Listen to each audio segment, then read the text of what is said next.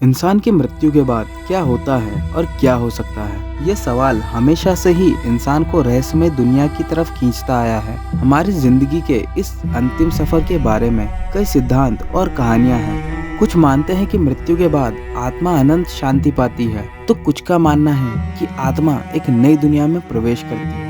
धार्मिक विश्वासों से लेकर विज्ञान की नई खोजों तक हर कोई इस सवाल का जवाब खोजने की कोशिश में है। तो आइए आज हम इससे जुड़ी कुछ अद्भुत और दिलचस्प थ्योरीज के बारे में जानने वाले हैं।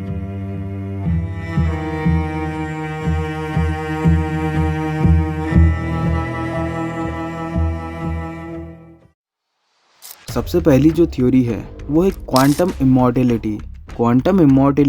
क्वांटम मैकेनिक्स पर बेस्ड है। तो इसके बारे में स्पेसिफिकली ये कहा जाता है कि हर बार जब हम मौत का सामना करते हैं, एक क्वांटम इवेंट होता है जिसमें एक यूनिवर्स में हम मर जाते हैं और दूसरे में जिंदा रहते हैं। तो इसका कॉन्सेप्ट को हम कुछ इस तरह से समझ सकते हैं कि इमेजिन करो कि तुम एक कार एक्सीडेंट में हो जो पोटेंशियली बहुत ही ज्यादा फेटल है। अब क्वांटम इमॉर्टेलिटी के हिसाब से तुम्हारी कॉन्शियसनेस उस पैरेलल यूनिवर्स में शिफ्ट हो जाती है जहां तुमने सरवाइव किया हो। मतलब तुम्हारी कॉन्शियसनेस कभी भी अपनी मौत को एक्सपीरियंस नहीं करेगी। अब इस थ्योरी की कुछ इम्प्लीकेशंस भी है, जैसे कि ये थ्योरी एक फिलोसॉफिकल और मेटाफिजिकल रिलम में चली जाती है। ये सोचना ही अजीब है कि हर पोटेंशियली फेटल इवेंट के बाद तुम एक नए यूनिवर्स में मूव कर रहे हो।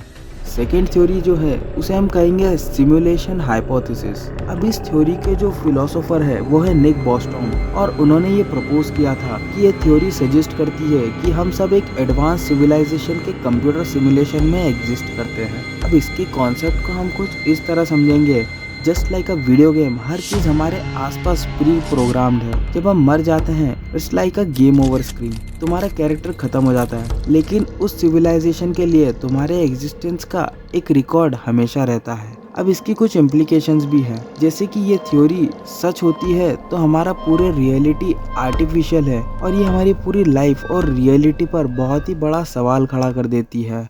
रीइंकार्नेशन थ्योरी, ये थ्योरी एक एंशिएंट रिलीजन और फिलोसॉफिकल में डीपली रूटेड है, जैसे हिंदुइज्म और बुद्धिज्म। ये कहती है कि सोल इमॉर्टल है और डेथ के बाद एक नई बॉडी में जन्म लेती है। हर जन्म में तुम अपने पिछले जन्म के एक्शंस यानी कि कर्मा के हिसाब से फल भोगते हो। ये एक साइकिल है जो तब तक चलती है जब तक हम मोक्ष यानी कि लिबरेशन को अचीव नहीं कर लेते, यानी कि मोक्ष की प्राप्ति नहीं कर लेते। अब इसकी भी कुछ इम्प्लीकेशंस है कि रीइंकार्नेशन थ्योरी स्पिरिचुअल और मॉरल डिमेंशंस को एक्सप्लोर करती है, लाइफ आफ्टर डेथ के पर्सपेक्टिव को ब्रॉडन करती है और एक सेंस ऑफ रिस्पॉन्सिबिलिटी देती है कि हर एक्शन का एक रिजल्ट होगा। क्रायोनिक्स थ्योरी, अब ये थ्योरी एक ऐसी थ्योरी है जो कि हो सकता है फ्यूचर में जाके पॉसिबल भी हो। क्रायोनिक एक साइंटिफिक अप्रोच है जिसमें डेड बॉडीज को फ्रीज किया जाता है विद द होप कि फ्यूचर में उन्हें रिवाइव किया जा सके। इस थ्योरी में क्रायोनिक्स इंस्टीट्यूट्स बॉडीज को विट्रीफाई करते हैं, यानी कि फ्रीज करते हैं without forming any ice crystal, और एक्सट्रीम लो टेम्परेचर पर स्टोर करते हैं। और फ्यूचर में जब मेडिकल फील्ड इतनी एडवांस हो जाएगी कि वो डिजीज़ और इंजरीज को क्योर कर सके, तब जाकर इस बॉडी को फिर से रिवाइव किया जा सके। ये कुछ तरह से अमृत के समान ही हो गया जो कि इंसान को फिर से पुनर्जीवन दे दे। इसके भी कुछ इम्प्लीकेशंस है, क्योंकि ये क्रायोनिक थ्योरी एथिकल और लॉजिकल क्वेश्चंस को रेज करती है कि क्या ऐसा फ्यूचर में होने की पॉसिबिलिटी है या नहीं है, और अगर हाँ तो क्या ये एथिकली जस्टिफाइड है कि किसी एक मृत व्यक्ति की डेड बॉडी को रिवाइव किया जाए उसकी परमिशन के बिना। डिजिटल आफ्टर लाइफ, अब इस थ्योरी के मुताबिक एडवांस टेक्नोलॉजी हमारी कॉन्शियसनेस को डिजिटल फॉर्मेट में अपलोड कर सकती है, which allows us to live forever in a virtual world. अब ये कॉन्सेप्ट को हम इस तरह से समझ सकते हैं कि हमारी मेमोरीज, थॉट्स और पर्सनैलिटी को एक डिजिटल प्लेटफॉर्म पर अपलोड किया जाता है, जहां हम एक वर्चुअल अवतार के थ्रू एग्जिस्ट करते हों, जहां हम न्यू एक्सपीरियंस और इंटरेक्शंस कर सकते हैं बिना किसी फिजिकल लिमिटेशंस के। अब इसके भी कुछ लिमिटेशंस है, जैसे कि डिजिटल आफ्टर लाइफ इमॉर्टेलिटी का ही एक मॉडर्न विजन प्रेजेंट करती है, लेकिन ये एथिकल और एग्जिस्टेंशियल डिलेमास क्रिएट करती है। और डिजिटल आफ्टर लाइफ में digital consciousness, privacy rights, emotion, wellbeing और काफ़ी सारी चीज़ों पर ध्यान देने के बाद ही इस थ्योरीज पर भी वर्क किया जा सकता है, लेकिन अभी तक तो ये भी इम्प्लीकेशंस ही है। Matrix theory. ये थ्योरी पॉप कल्चर में द मैट्रिक्स मूवी सीरीज के थ्रू पॉपुलर हुई। ये कॉन्सेप्ट सजेस्ट करता है कि हम एक आर्टिफिशियल क्रिएटेड सिमुलेटेड रियलिटी में जी रहे हैं, जिसको मशीन से एडवांस बीइंग कंट्रोल कर रहे हैं। अब ये मैट्रिक्स थ्योरी मायाजाल के कॉन्सेप्ट को ही कुछ अलग तरह से दिखाता है। मैट्रिक्स थ्योरी के हिसाब से जो भी हम देखते हैं और एक्सपीरियंस करते हैं वो सब एक एडवांस्ड कंप्यूटर सिमुलेशन का पार्ट है। हम सब कनेक्टेड है एक सिमुलेशन सिस्टम से जो हमारे कॉन्शियसनेस को कंट्रोल करता है। अब इसकी भी कुछ इम्प्लीकेशंस है। अगर ये थ्योरी सच होती है तो क्वेश्चन उठते हैं about the nature of reality, consciousness and freedom. क्या हम अपनी लाइफ के ट्रू कंट्रोलर्स हैं या फिर एक प्री प्रोग्राम्ड सिमुलेशंस का सब्जेक्ट। वॉइड थ्योरी, जिसमें ऐसा मानना है कि क्या हो हमारी डेथ के बाद कुछ भी ना हो, जो हो वो सिर्फ एक खालीपन यानी कि वॉइड हो। वॉइड थ्योरी कहती है कि डेथ के बाद कुछ भी नहीं होता, हमारी कॉन्शियसनेस कम्प्लीटली खत्म हो जाती है और हम किसी भी फॉर्म में एग्जिस्ट ही नहीं करते। अब इस थ्योरी के हिसाब से डेथ एक अल्टीमेट एंड है।